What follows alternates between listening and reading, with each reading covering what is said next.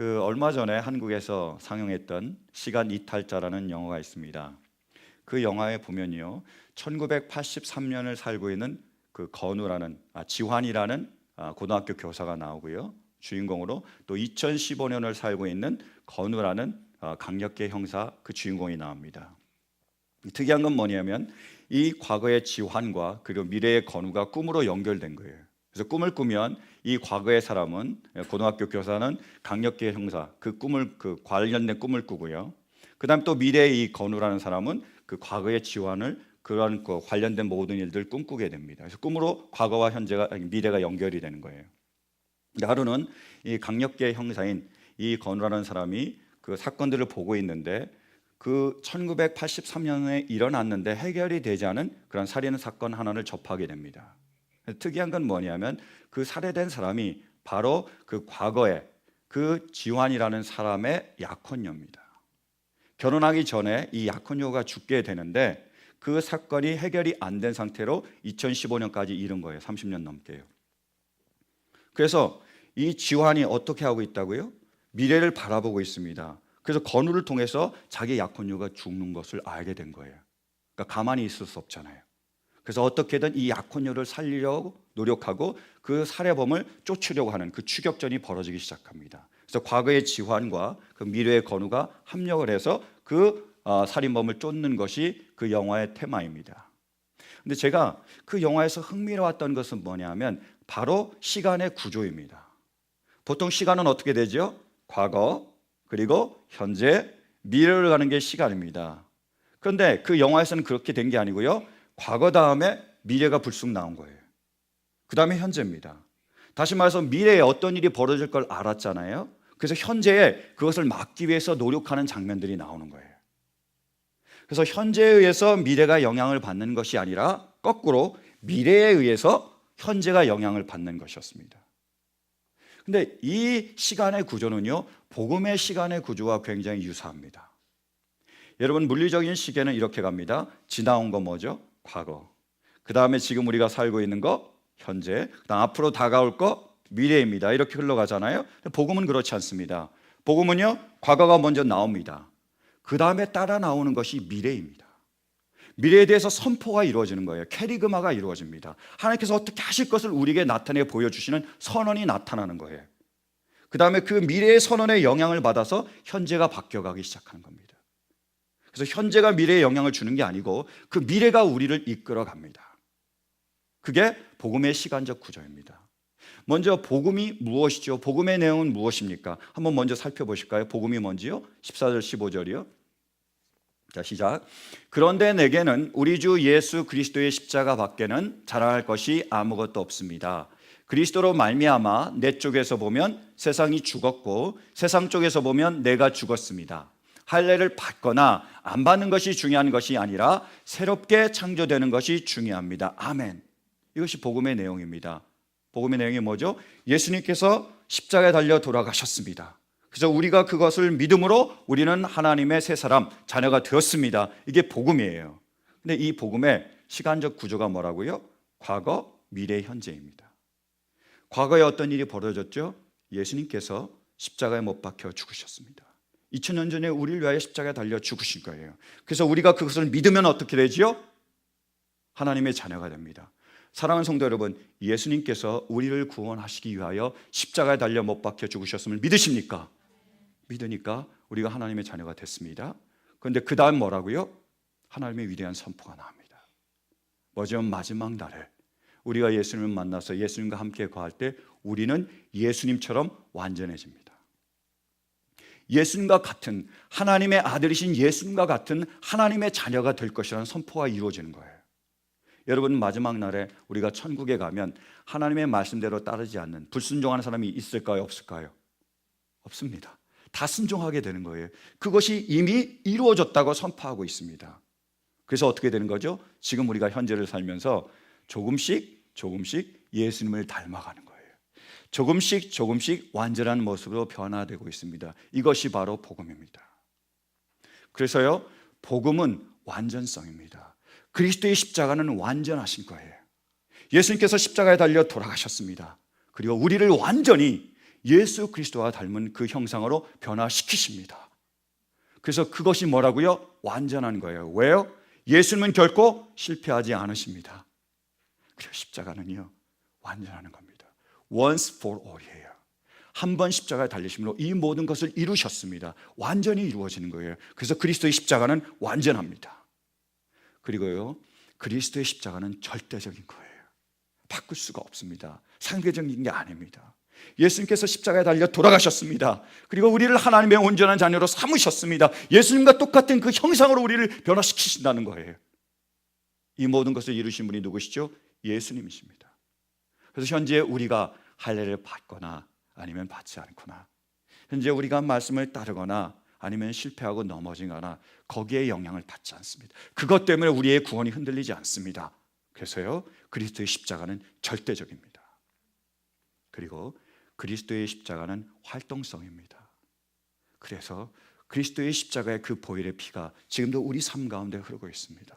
그래서 날마다 우리 삶을 통해서 우리를 그리스도의 몸으로, 그리스도와 같은 그 형상으로 변화시키고 있습니다. 사랑하는 성도 여러분, 그 보혈의 피가 우리 가운데 흐르고 있음을 믿습니까? 우리를 변화시킬 줄로 믿습니까? 그 능력이 지금 우리 삶 가운데 나타나고 있습니다. 그래서요, 하나님의 자녀는 예수 그리스도처럼 십자가의 삶을 살게 되어 있습니다. 다시 14절 말씀 보실까요? 자, 시작. 그런데 내게는 우리 주 예수 그리스도의 십자가 밖에는 자랑할 것이 아무것도 없습니다. 그리스도로 말미암아 내 쪽에서 보면 세상이 죽었고 세상 쪽에서 보면 내가 죽었습니다. 아멘. 바울 사도에 뭐가 있다고요? 그리스도의 십자가가 있습니다. 우리에게 그리스도의 십자가가 있기에 우리에게 어떤 일이 벌어지죠? 우리가 세상을 십자가에 못 박고 세상은 우리를 십자가에 못 박습니다. 우리에게 그리스도의 십자가가 있기에 그 십자가가 우리 가운데 살아서 역사하시고 우리를 십자가로 이끌고 우리를 십자가로 지게 가게 하고 있습니다. 하나님의 자녀이면 우리가 다 십자가를 지게 되어 있습니다. 십자가를 진다는 게 뭐죠? 세상을 못 박는 것입니다. 그게 어떤 의미입니까? 우리 요한일서 2장 말씀 보실까요?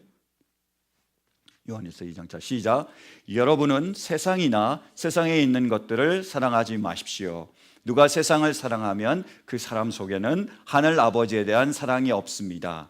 계속이요, 17절까지요. 세상에 있는 모든 것, 곧 육체의 욕망과 눈의 욕망과 세상 살림에 대한 자랑은 모두 하늘 아버지에게서 온 것이 아니라 세상에서 온 것이기 때문입니다.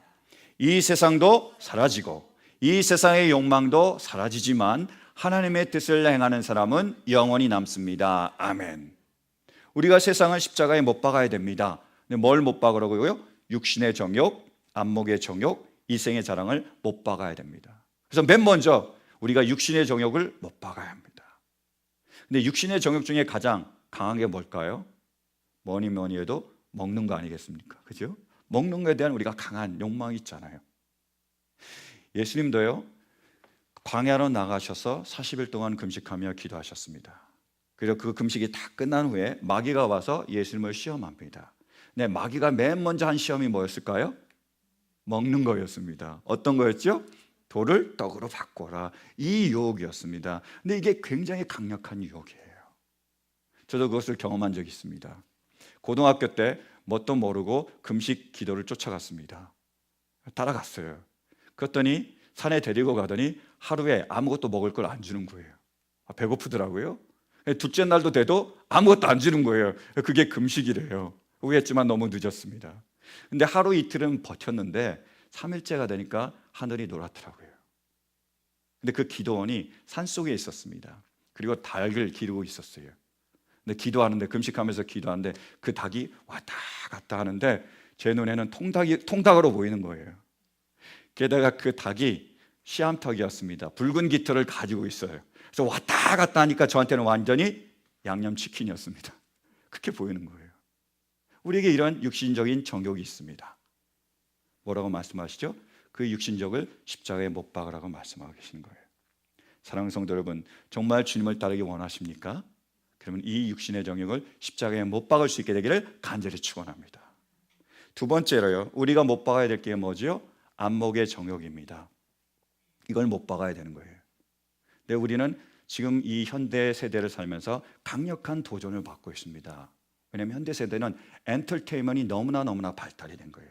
너무나 안목의 정욕이 많습니다. 그렇지 않습니까? 영화, 그죠? 드라마, 또 뭐죠? 음악, 또요 스포츠, 이렇게 볼만한 게 너무너무 많은 거예요. 거기다가 지금 SNS나 아니면 스마트폰이 발달을 했습니다. 그래서 언제든지 볼 수 있는 거예요. 너무너무 강력한 유혹입니다. 우리가 거기에 노출이 된 거예요. 엄청난 도전을 받고 있습니다. 근데 이걸 못 박아나는 거예요. 근데 쉽지 않습니다.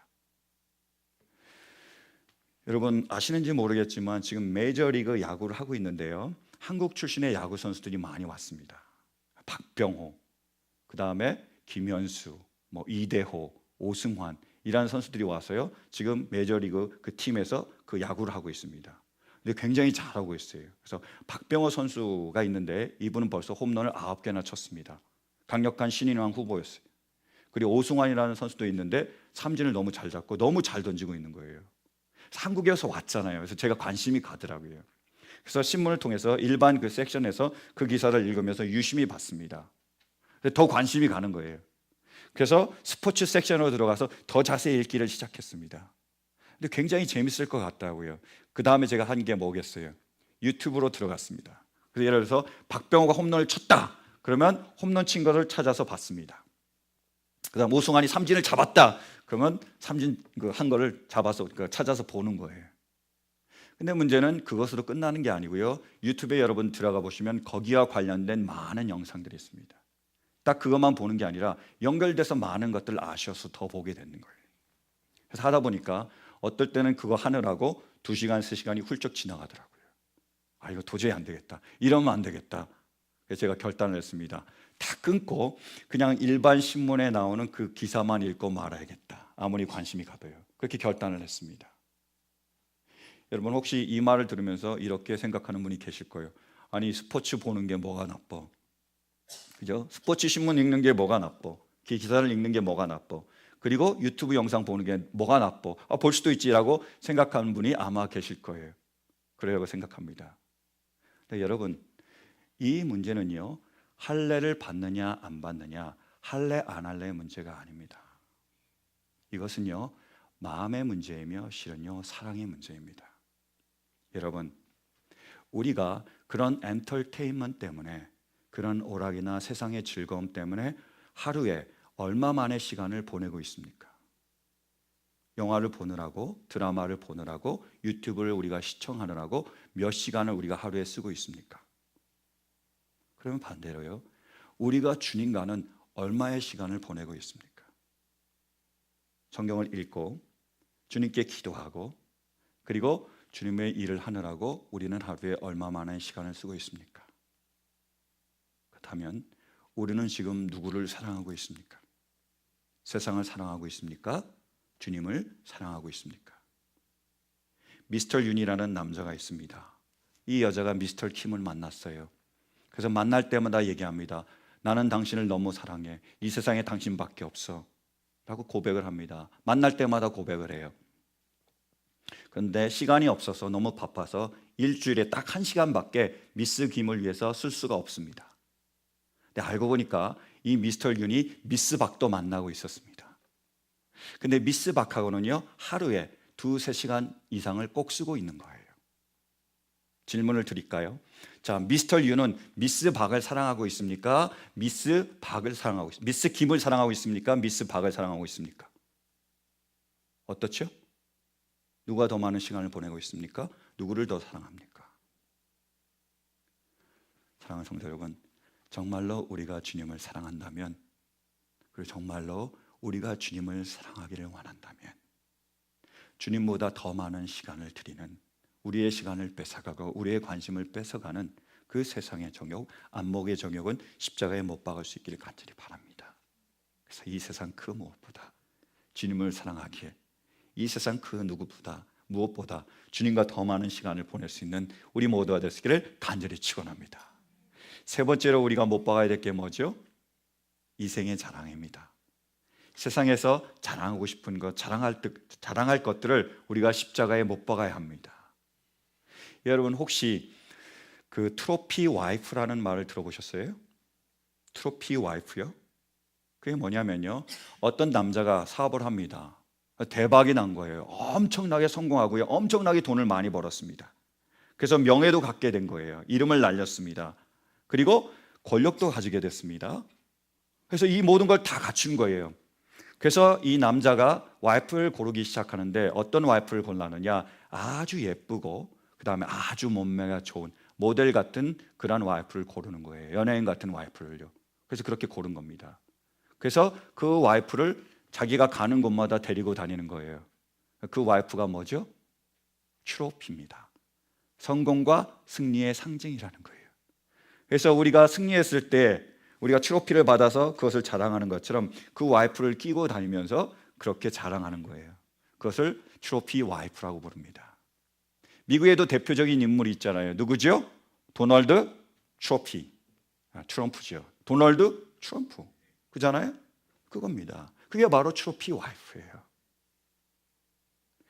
여러분, 세상에서요, 우리가 수천 불짜리 명품을 두르고 그리고 수만 불짜리 차를 몰고 다니고 그리고 수천만 불짜리 집에 사는 거 좋죠.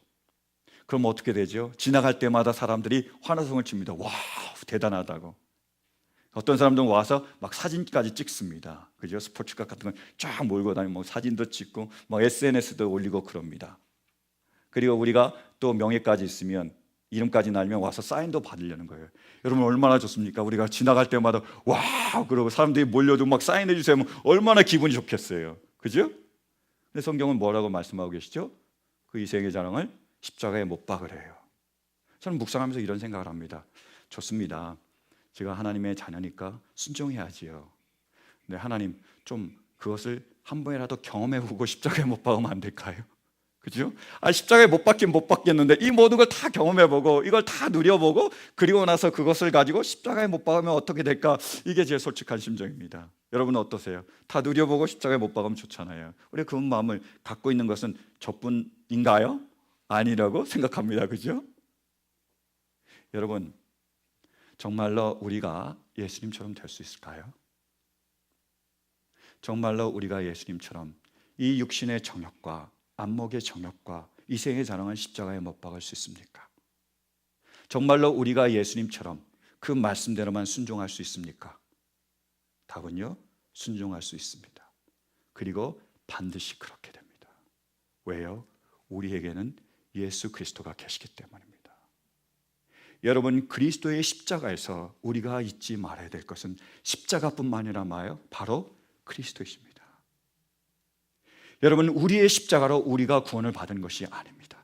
예수 그리스도의 십자가로 우리 모두가 구원을 받았습니다. 우리의 노력으로 우리가 구원을 얻는 것이 아닙니다. 예수 그리스도의 그 보혈의 능력으로 우리 모두가 구원을 얻었습니다.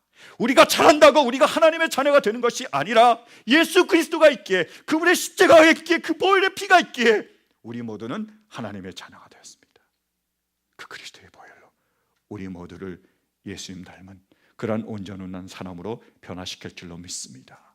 그 십자가가, 그 보혈의 피가 우리 가운데서 역사하고 있습니다. 그래서 14절 말씀을 자세히 원어로 살펴보면요, 신학적으로 신적 수동태라는 동사를 쓰고 있습니다. 능동태가 아니고 수동태라는 의미예요. 다시 말해서요, 내가 세상을 십자가에 못 박고 그리고 세상이 나를 십자가에 못 박는 것이 아니라요, 내가 세상이 십자가에 못 박혀지고 세상이 나에 대해서 십자가에 못 박혀진다는 의미입니다. 누군가 나를 못 박는다는 거예요. 십자가예요. 그 못 박는 분이 누구시죠? 바로 주님이십니다. 그래서 신적 수동태, 하나님의 수동태라고 부르는 거예요. 우리가 우리 자신을 십자가에 못 박는다고 우리는 생각할 수 있지만 실은 무엇이 우리를 십자가에 못 박고 있습니까? 바로 예수 그리스도가요. 그분의 십자가가 우리를 십자가에 못 박고 있습니다. 사랑하는 성도 여러분, 예수 그리스도의 보혈이 우리 가운데서 역사하고 있습니까? 그 십자가가 우리를 지금 이 세상을 향하여 십자가에 못 박도록 우리를 이끌고 가고 계십니까? 이끌고 있는 거예요. 그리고 반드시 이루신다고 약속하신 그 약속이 이루어집니다. 그래서 하나님의 자녀는 예수 그리스도께서 우리에 대하여 세상을 십자가에 못 박으셨기 때문에 주님을 따라가는 모든 사람들은 이 세상을 십자가에 못 박습니다. 그래서 모든 하나님의 자녀는 세상에 대해서 그 세상을 십자가에 못 박습니다. 모든 하나님의 자녀는 그러기에 예수의 흔적, 십자가의 흔적이 있습니다. 주님을 사랑하며 주님을 따라가는 모든 사람들에게는 두 손과 두 발에 못자국이 있습니다. 그들의 옆구리에는 창자국이 있습니다. 등에는 채찍 자국이 있습니다. 그런 자국들을 가지고 있습니다. 모든 하나님의 자녀에게는 그러한 예수의 흔적, 십자가의 흔적이 있습니다. 바울 사도도 자기에게 그런 흔적이 있다고 우리에게 자랑하고 있습니다. 한번 보실까요? 17절이요. 자, 시작. 이제부터는 아무도 나를 괴롭히지 마십시오. 나는 내 몸에 예수의 상처 자국을 지고 다닙니다. 아멘. 바울 사도가 얘기하고 있는 겁니다. 내가 할례 받았는지 못 받았는지 나를 괴롭히지 마십시오. 나에게는 뭐가 있다고요? 예수님의 상처 자국, 십자가의 자국이 있다고 말하고 있습니다. 바울에게는요, 십자가의 자국, 예수의 자국이 있었습니다. 그게 무엇이죠? 고린도후서에 잘 나와 있습니다. 한번 보실까요? 11장이요. 자, 시작. 유대 사람들에게서 마흔에서 하나를 뺀 매를 맞은 것이 5번이요, 채찍으로 맞은 것이 3번이요, 돌로 맞은 것이 1번이요, 파선을 당한 것이 3번이요, 밤낮 꼬박 하루를 망망한 바다를 떠다녔습니다. 계속이요. 자주 여행하는 동안에는 강물의 위험과 강도의 위험과 동족의 위험과 이방 사람의 위험과 도시의 위험과 광야의 위험과 바다의 위험과 거짓 형제의 위험을 당하였습니다. 수고와 고역에 시달리고 여러 번 밤을 지새우고 줄이고 목마르고 여러 번 굶고 추위에 떨고 헐벗었습니다. 아멘. 그렇게 했다는 거예요. 바울에게는요, 예수의 흔적이 있었습니다. 매를 맞았고요, 돌을 맞았고요, 채찍을 맞았습니다. 그 몸에는 그 십자가의 상처가, 예수의 상처가 있었습니다. 그래서 바울은 얘기해요. 내가 하나님의 자녀라고요. 나에게 하나님의 낙인이 찍혔다고요. 하나님께서 나에게 도장을 찍었다고 말씀하고 있습니다. 그게 스티그마예요. 낙인임이 흔적입니다. 사랑하는 성도 여러분, 우리는 어떻습니까? 여러분, 우리에게 예수 그리스도의 상처가, 십자가의 상처가 있습니까? 우리의 두 손과 우리의 두 발에는 못자국이 나 있습니까? 우리의 옆구리에 창자국이 있습니까? 정말로 우리는 예수님 때문에 그 주님을 위하여 지금도 세상에 나아가 손해를 보고 있습니까? 우리는 그 주님 때문에, 주님을 위하여 그 모든 무시와 조롱을 당하고 있습니까? 우리는 주님 때문에 배고프며, 우리는 주님 때문에 목마르며, 주님 때문에 심령이 찢어지는 그러한 고통이 있습니까? 우리 모두에게는 예수의 흔적, 십자가의 흔적이 있습니까? 여러분, 말씀을 맺기를 원합니다. 제가 고등학교 다닐 때요, 학교에서요, 운동화가 굉장히 인기였습니다. 교복을 입어서 옷은 다 똑같아서 패션은 못 입고 대신에 운동화는 튀는 거예요. 그때 아마 나이키가 처음 나왔던 것 같아요, 한국에서요. 그래서 나이키가 딱 나오니까 그 다음에 그 나이크, 나이카 이런 상품들이 계속 따라서 나오더라고요. 그 다음에 나온 게 한국에서 이제 개발을 해가지고 월드컵, 프로스펙스 이런 신발들이 나왔습니다. 기억나세요? 그런데 그 당시에 이제 한 고등학생이 나이키라는 신발을 너무 갖고 싶었습니다. 너무너무 그걸 갖기를 원한 거예요. 그래서 돈을 모으기 시작했습니다. 그다음 아르바이트 못하니까 엄마, 나 책 사게 돈 주세요 라고 돈을 받아가지고 그것을 모으고요. 엄마, 내가 전과 살게요. 전과 뭔지 아세요? 전과 살게요 라고 얘기를 해서 돈을 받았습니다. 그리고 엄마, 나 학원 다닐게요 라고 얘기해서 돈을 받아서 다 모은 거예요. 근데 그렇게 모으고 모았는데도 5,000원이 모자란 거예요. 근데 이 5,000원을 모을 방법이 없었습니다. 그래서 최후의 방법으로 자기 엄마에게 청구서를 썼습니다. 종이를 꺼내가지고요, 어제 심부름한 거 2,000원, 어제 방 청소한 거 2,000원, 그리고 쓰레기 갖다 버린 거 할인해서 1,000원, 그래서 합계 5,000원 이렇게 썼습니다. 그 청구서를 써가지고요, 봉투에 담아가지고 엄마 화장대 위에다가 올려놓은 거예요. 그래서 학교에 갔습니다. 학교에 갔더니 이제 공부는 생각이 하나도 안 들고 그 생각만 나는 거죠. 정말 엄마가 5,000원을 담았을까 안 담았을까 계속 궁금해하다가 끝나자마자 집으로 달려왔습니다. 그래서 딱 봤더니 자기 책상 위에 그 자기가 놨던 봉투가 있는 거예요. 봉투를 열어봤더니 5,000원이 있는 겁니다. 할렐루야. 너무 기쁜 거예요. 근데 5,000원과 함께 엄마가 쓴 이제 청구서가 있었습니다. 엄마도 청구서를 썼어요. 내역이 이렇습니다. 내가 너를 낳으려고 배 아팠던 것 공짜. 내가 너에게 젖을 먹이고 커서는 밥을 차려준 것 공짜. 그리고 내가 아프고 힘들었을 때 밤을 새워주며 네 곁에서 지켜준 것 공짜. 그리고 내가 너를 위해서 눈물 흘리며 기도하는 것 공짜. 앞으로 내가 너를 위해서 베풀어 줄 모든 사랑 공짜. 합계 공짜. 이렇게 썼어요. 그 아이가 그 청구서를 받아들었습니다. 그래서 펑펑 우는 거예요. 그리고 나서 자기가 전에 썼던 청구서를 찢어버렸습니다. 새로 청구서를 쓰는 거예요. 어떻게 썼을까요? 방 청소하는 거 공짜. 심부름 공짜. 쓰레기 버리는 거 공짜. 앞으로 내가 엄마를 위해 하는 모든 것 공짜. 엄마 사랑해요. 이렇게 썼습니다.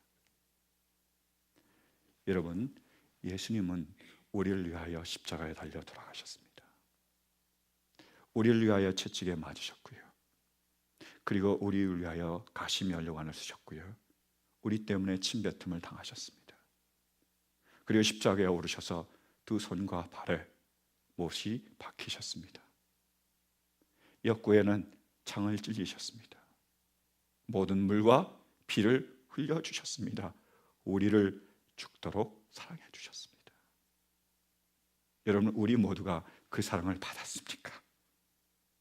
그래서 우리도 이제는 조금이라도 그 십자가의 삶을 따라가기를 원하십니까? 그 십자가 위에다가 우리의 육신의 정욕을, 안목의 정욕을, 이생의 자랑을 못 받기를 원하십니까? 주님을 위하여 이제는 조금이라도 손해보기를 원하십니까?